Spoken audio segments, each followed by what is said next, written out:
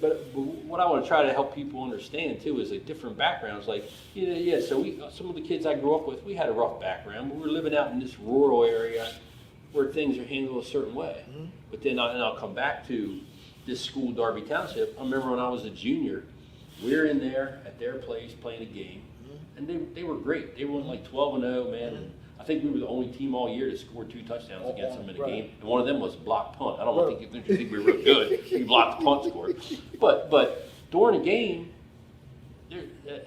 somebody got shot in the street behind the stands. Okay. And we're playing a little game. There's like a timeout. And look over, there's cop cars everywhere and like that.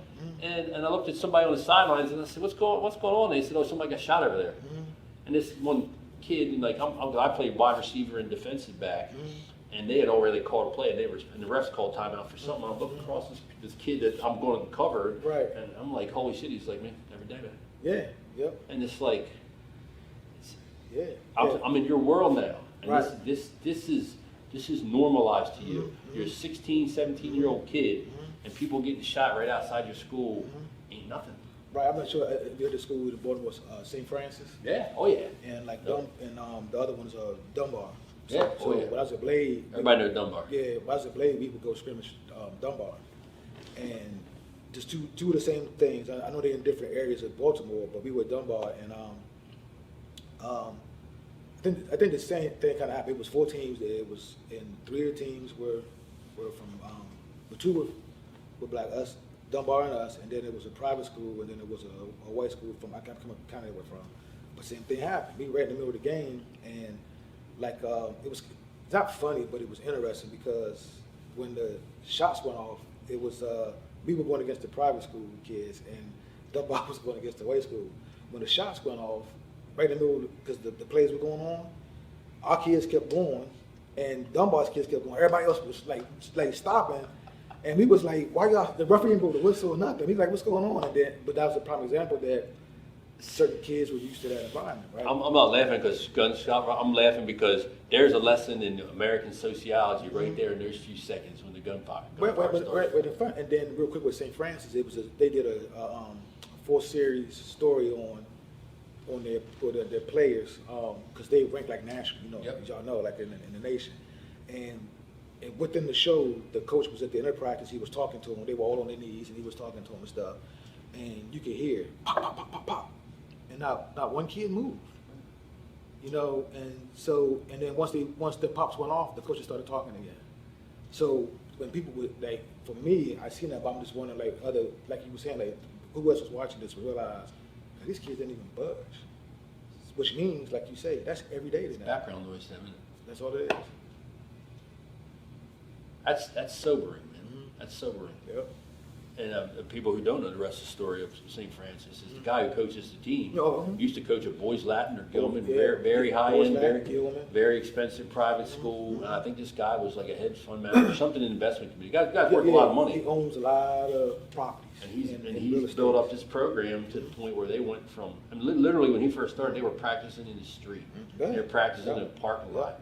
They'd come out and sweep the glass out of it for these kids to practice. But then they started leveling everybody. Right, and he was using his own money. Yep, using his own money. Right. And then the Maryland private schools conference, basically everybody refused to play them. They're not playing them no more. It's not fair because they get to recruit. Well, y'all get to recruit too. The only difference is he's just housing them. And then it goes to, like you're saying, here's a white man, right? A wealthy white man, right? That's taken to, and again, he coached Gilman, which is probably, whites and boys like. He took it upon himself to look to say, oh, something needs to be done here with these kids, right? So somebody's gonna come in. I'm sure somebody's gonna say to him, oh, why are you supporting these black kids? What is he getting out of it? He's spending his money. He's putting them in college. He ain't getting no kickback for putting them in college. How many kids are going through this program that got to go to college to get an education that would never? Let's be honest, they'd be in jail or dead. They'd be in jail or dead. Yeah. Yep. Yeah. So we've been going at this for almost an hour, and broaden out for a few minutes here is when we get back together again. I would really like to get into the roots of, you're a kid growing up in one of these neighborhoods. How does it go? I mean, explore the mindset of a child who's, let's be honest, a lot of them are in single family homes.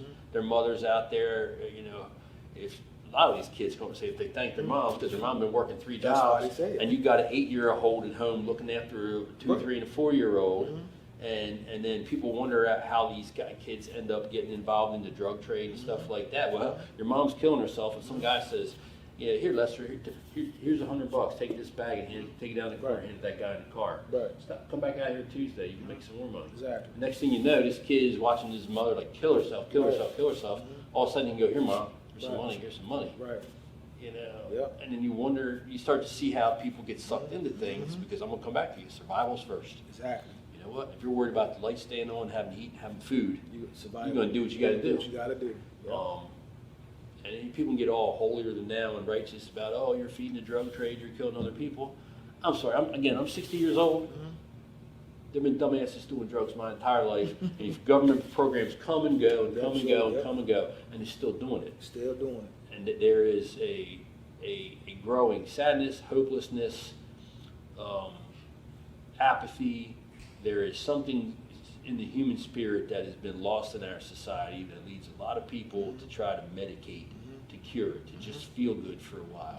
Yep. And until we figure out how to take care of that problem, the drug problem ain't going away, the crime problem ain't going away. Nope.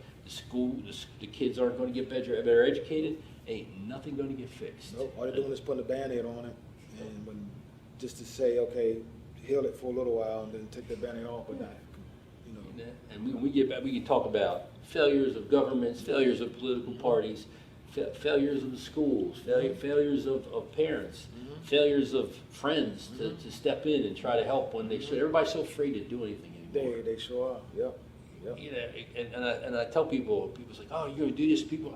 I don't care what you say to me. Right. I'm old. I'm already chronologically canceled. Ain't nobody cares what I say anyway. Yeah. But me and this gentleman are going to speak our truth to each Exactly. other. Constantly. And if you want to bash us, Yeah. level up, man. Come at Comment. Please comment. Please comment. Yeah. Comments bring more comments. Because we have to break down the barriers between the various, not ethnic, racial, you know, whatever the divisions are. It's only going to get fixed by conversations like these, where people just say what they say. And for the last hour, we've just relayed stories about football and how we grew up and stuff like that.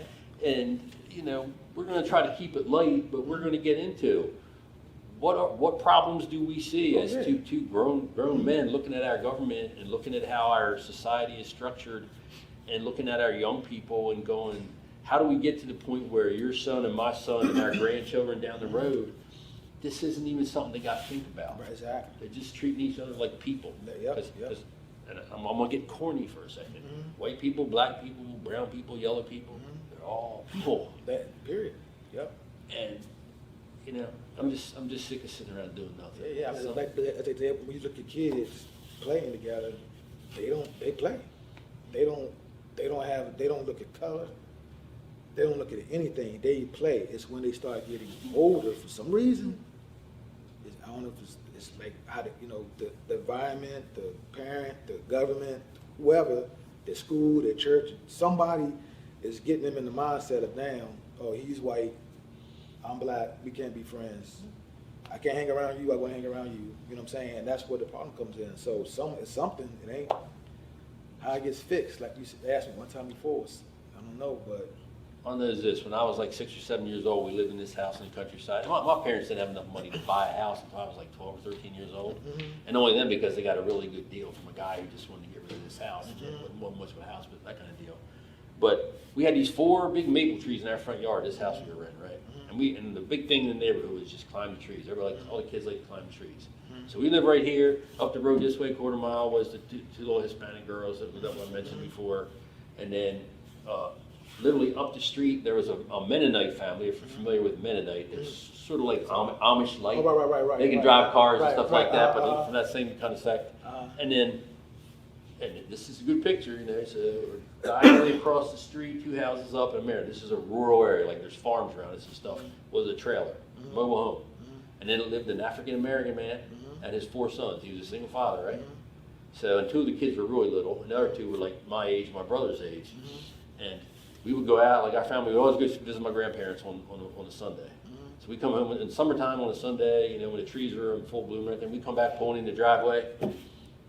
Kids and neighborhoods are climbing our trees. Right. You got the Mennonite kids and the black kids climbing the trees. Right, Like we bolt out of the car, we go climb trees Yeah, too. climb trees, right. And to what you just said, we were all friends. Right. It didn't matter. Right. I don't even know what the hell Mennonite was, man. Right. All I know is they were cool. They were They fun. were They were fun to cool, hang out with. they They were all climbed fun. trees. Yep. The black kids across the street, they're black kids. Yep. It was just Jeff and Kevin, man. We Right. hung out That and was did it. stuff, Right. you know?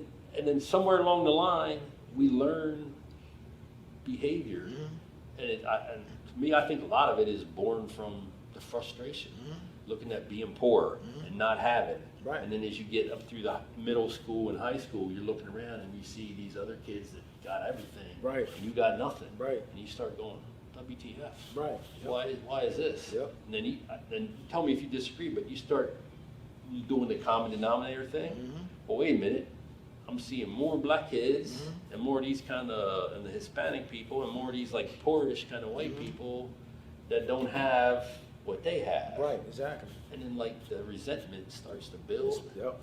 And then you become that angry player you was talking about that was on the football field. Yeah. Yep. Why is my mom got to scrub your toilet? Right. What's that about? Exactly. Yeah. Yep. Yep. And then you get those parents who are frustrated with their own lives, because if you're a teenager and you're aware, they're sure as hell aware. Oh yeah. And they're frustrated with where their lives are at and decisions they made, and Yep. they ain't happy. Yep. And they ain't being good parents. Nope. Not. Yep. So now you're looking around and you're not feeling like you've got what you should have, and you're not feeling like you're getting what you should be getting from the people who are supposed to nurture Right. you. Exactly. Yep. And you got an angry young man who wants to play linebacker and break somebody's neck. Exactly. So And as a coach, you don't want that in society, but those are some of your best football players. So that's why you come in like me and you try to nurture them. And not nurture them, but try to help guide them to give them what they're missing. to show them where the rails are, where Exactly. you know you got this violent part of your nature. You can keep it in here. Uh-huh. Yeah. Yeah. Is that- What was the name of that movie? With Bobby Boucher, he was playing linebacker. The Water Boy? The Water Boy. That's a prime example of the Water Boy. He was pissed off and don't talk about my mom.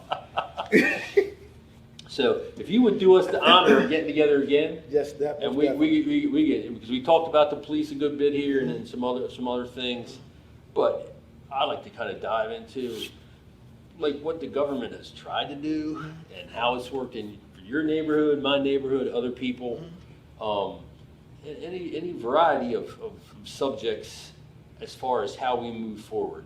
I mean, we can sit here all day and we can spew out here what the problems are, but where do the answers lie? What do people like you and me have to do? What does everybody have to do? Because anybody who sees this, who's sitting at home going, "Oh, well, I pay my taxes, they should do this," Right. ain't gonna happen. Ain't gonna get it done. Man. Nope. Ain't gonna get it Nope. done. Nope. If you don't care enough to do something that like Lester and I are willing to sit here and do and put ourselves out here, you only got to do a podcast. Right.